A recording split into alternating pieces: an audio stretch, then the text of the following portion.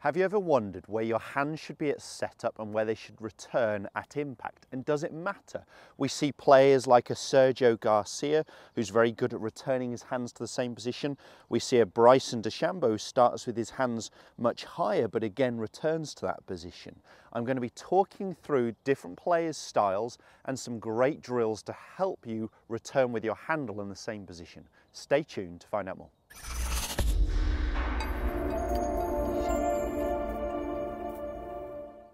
Welcome back to the TruGolf Academy. You've joined me, Jon Watts, today at Branston Golf and Country Club. Today's video, as I mentioned in the intro, is all going to be about handle position or hand position, whichever you want to think of, at setup and at impact. And I've got a great drill to help you return to your hands into the same position. But I'm first of all going to talk through different styles. And I mentioned a couple of players in the intro there. I mentioned Bryson DeChambeau and I mentioned Sergio Garcia. I think Sergio is so fantastic. He actually starts with his hands in quite a high position, but actually returns with them lower at impact. So he doesn't get that handle rising. Bryson DeChambeau starts with his hands in quite a high position and returns there. But with Bryson, remember, he's got very different golf clubs. All his irons are the same length, all built around a 6-iron, and the lie angles are having to be a lot more upright to compensate. So that is the angle from the shaft to the ground. So he's had to change his lie angles, change the length, fitting around this. Now he's trying to create this single plane swing. So he tries to start with his hands in the same position and return to them in the same position. And that's absolutely fine. The killer for me is where golfers are returning with their hands in a much higher position than where they started. Personally, at setup, I like to see a little bit of an angle in the back of the lead wrist. So I wouldn't want to see the hands quite as high that we'd see a straight lead arm and club shaft. For me, it just locks the wrists. So when we get this locked wrist position, we tend to see a couple of things. We tend to see a palmy grip, so the grip running too high up in our lifelines rather than down in our fingers. And we tend to see a lack of wrist cock where the players struggle to get into the right wrist set at the top of the backswing. So personally, I like the club to be running diagonally through the fingers. I like there to be a little bit of an angle between the club shaft and my lead arm. But I want to, at impact, try and return to a similar position. Now, I'll perfectly understand it. Most people will get a little bit higher into this position, and a little higher is fine, is perfectly understandable with the forces that are acting on us and the club shaft, how it bows and bends in the downswing. It's perfectly acceptable for our hands to return a little higher. What a lot of golfers, amateur golfers, are struggling with is when they get their handle a lot higher. Now, there can be a number of reasons that cause that high hand position. I would say one of the most common is early extension, when we see the player's posture change. So their spine is straightening into impact, and of course, if my spine straightens, you can see the effect that's going to have on the handle of the golf club. When I'm measuring most golfers, they're tending to dig the toe of the golf club into the ground. And that has a couple of effects. It affects the start line. So when the golf club is tilted, so the toe is lower than the heel, that club, whether you like it or not, even if the club faces right angles to the target line, is going to be pointing to the right of the target, just through something called face plane tilt. So tilted where the toe is lower than the heel, it's going to be pointing to the right of the target. If you catch the ground at all early, which could happen just because you're in the rough, there's going to be grass grabbing the toe and twisting that club face open. Now, you could, of course, adjust your golf clubs to be more upright, but the manufacturer's only really going to let you go to 4 or 5 degrees upright. And I get a lot of golfers where they're digging the toe in by maybe 10 degrees, so it's 10 lower than the heel. So we can't compensate for a lot of these movements. And would we want to? You know, we might do something that helps them, but we don't want to go to the extreme. We want to start to look at why they do what they do in the swing. So there could be a number of reasons, but as I said, I would say one of the most common is early extension, a loss of posture. It can be a swing path thing as well. So when golfers are swinging out to in, they're tending to stand that golf club up on its end. It's almost like they know they're going to be digging the club into the ground.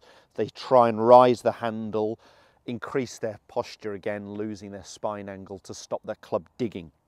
So I'm perfectly happy with the handle and hands getting a little higher into impact, but we don't want them excessively higher. So whether you start like a Bryson, which would mean you're going to need very upright golf clubs in a high handle position and return there, or whether you start like a Sergio with high hands and return a little lower, that'd be phenomenal. Or whether you accept the fact that actually our hands are going to get a little higher, and a little higher is fine, as long as it's not excessive. A little higher, we can change the lie angle a couple of degrees. But I don't think we should be giving golf club, you know, the average height of person, a guy in this country is what, 5'10". Should they all be using golf clubs 5 degrees or more upright to compensate for a swing fault? This drill I've got here, which is just a cane, so I've put in a tour stick into the ground. I've just simply put a pool noodle over the top of it. More because I don't want to smash my hands. Now this is a tough drill. This is really hard. This is what we'd class as a negative rehearsal, because the whole time I'm thinking, don't hit it, don't hit it, don't hit it. I'm trying to miss that noodle. I'm not expecting to hit great shots from here. It might just be that I clip a tee peg away or an airflow ball in the garden.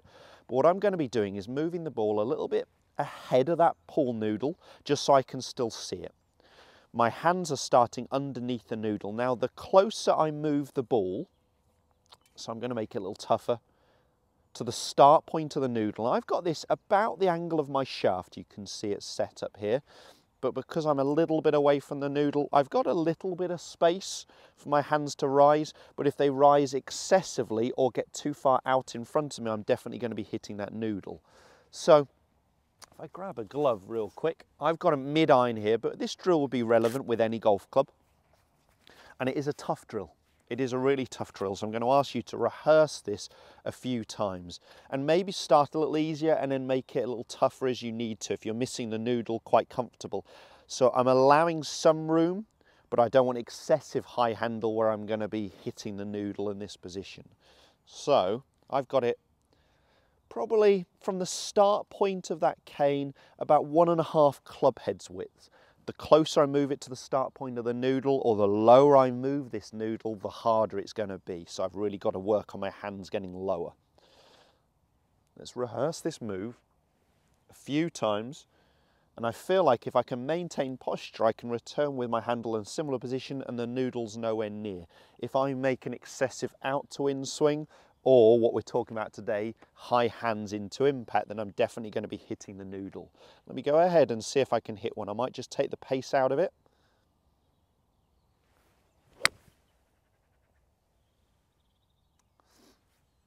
That was a lovely little solid draw. I probably hit it a little bit harder than I was thinking. Just scraped the turf. Very much just scraped the turf. A fault of mine is definitely digging that toe in a little bit, so this is a great drill for me. So again, just try and miss that noodle, feeling like I'm having to lower my hands at impact.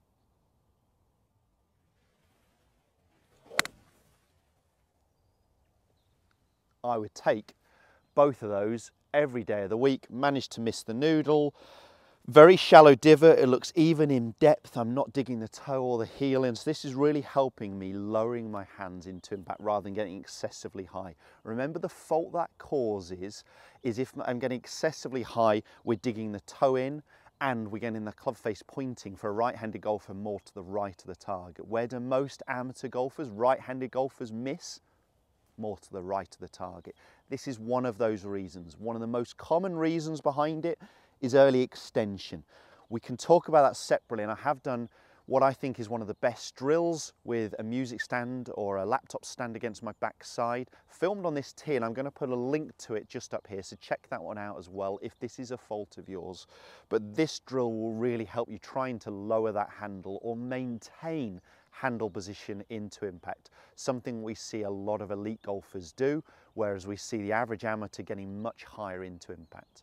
If this video has helped, make sure you hit the like button and do subscribe to the channel, please. New content every Tuesday and Thursday. It's great to hear from you guys of what videos you'd like to see me film. Thanks.